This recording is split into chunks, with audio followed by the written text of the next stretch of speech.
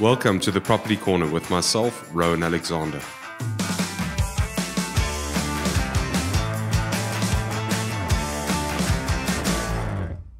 On today's episode, we're going to be looking at the process of applying for a mortgage bond.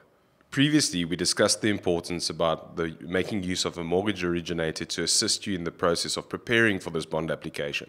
We spoke about the documentation that they would require and factors that they're going to look at when helping you apply for a mortgage bond.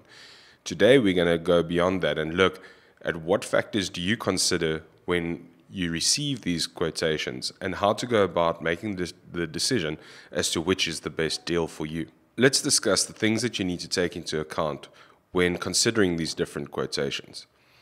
First off, I'd recommend that you consider the term. Mortgage bonds could range anything from a 5-year term up to 25, even 30 years. There's a number of factors that would affect that. It could be things like the age of the applicant. If you're 60 years old or 65 years old, the bank is not necessarily going to give you a 30-year loan. They would probably reduce that term.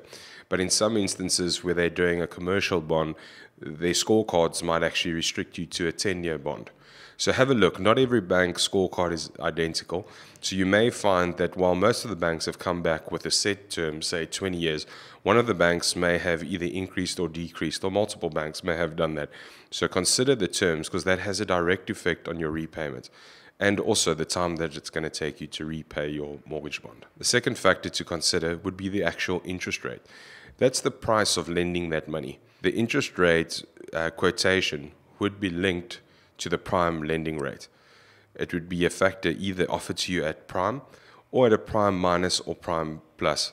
Often I hear people saying, we want to ensure that we get a prime minus 0.5 or prime minus 1%, and that would be a condition of them accepting the bond. Remember that interest rates are based on personal profile. So if you're expecting a good interest rate, you better make sure that your credit profile is good. So needless to say, the higher the interest rate, the higher your installment is going to be, and the longer it's going to take for you to start paying off capital if those payments were fixed.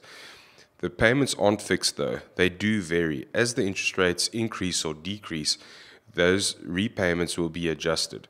So it's going to take you the same amount of time, but bear in mind that over that 20-year period, your repayment would most likely fluctuate. It could go up as interest rates rise, and it will come down as interest rates lower.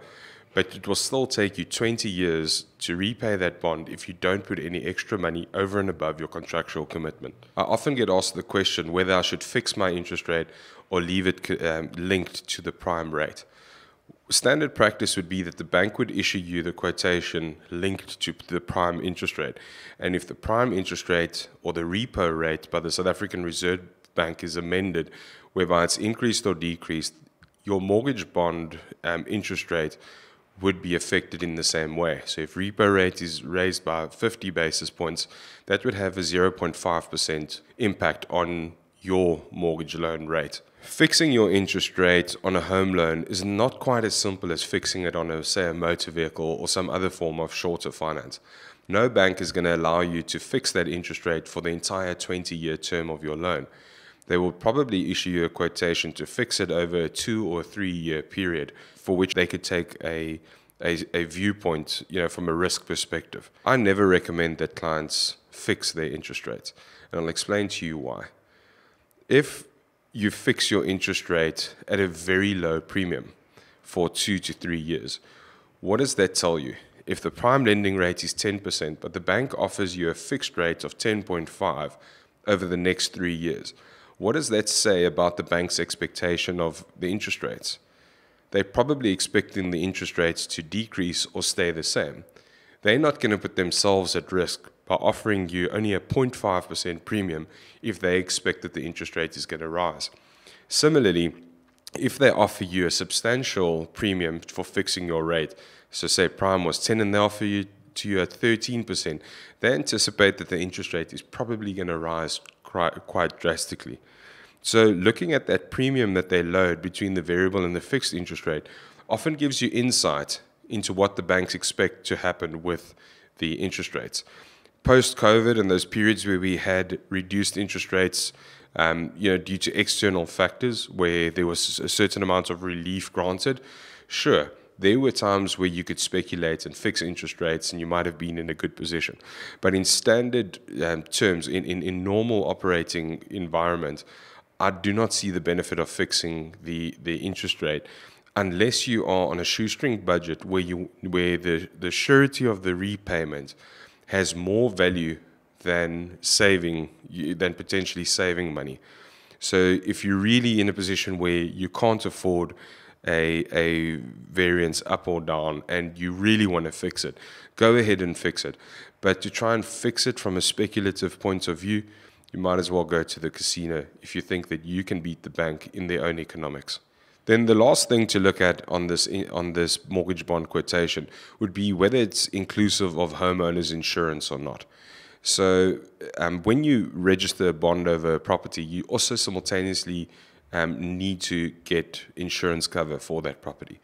If you think about it logically, it makes sense. If the banks lent you 2 million rand for a building and the building burns down and you stop making repayments, if they want to come and reclaim that property and repossess it, it's worthless because there's no more top structure.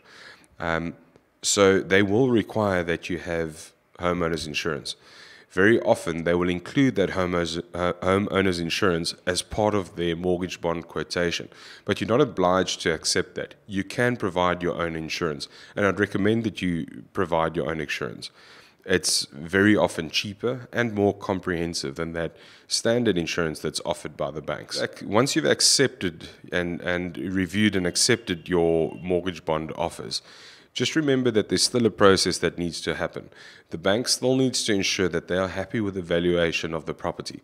So once you've accepted that mortgage bond, they will send a valuer to the property to confirm that the amount of money that they're lending you, that there's sufficient security in the property for that loan. So there's still a process that needs to happen. The finance is not yet fully secured. They still need to conduct a full valuation. Once the valuation is complete and your final grant is issued, it's then a case of waiting until you're in a position to sign the documentation with the attorney and take transfer of the home. There's a risk period there because since you've applied for your mortgage bond, or from the time that you applied to your mortgage bond up until registration, could be sort of 2 to 3 months. In certain instances where there's more complicated transactions, it could go up to 12 months, 6 months, or 6 to 12 months. In that time, be sure to be diligent with your financial position. I've often encountered it where people have got a bond approved and a transfer of the property only happens 6 months later. During that 6-month period, they've increased their expenses and they no longer qualify for the mortgage bond at time of registration. The bank can at any point in time review your application before registration and they can potentially withdraw it. If they withdraw it, there could be legal ramifications for you if you have been the cause of no longer qualifying for that mortgage bond. So be sure to be diligent with your finances from the date of approval up until the property is registered in your name. In the next episode, we're going to be looking at the process of registering the property into your name and what it means to become a homeowner.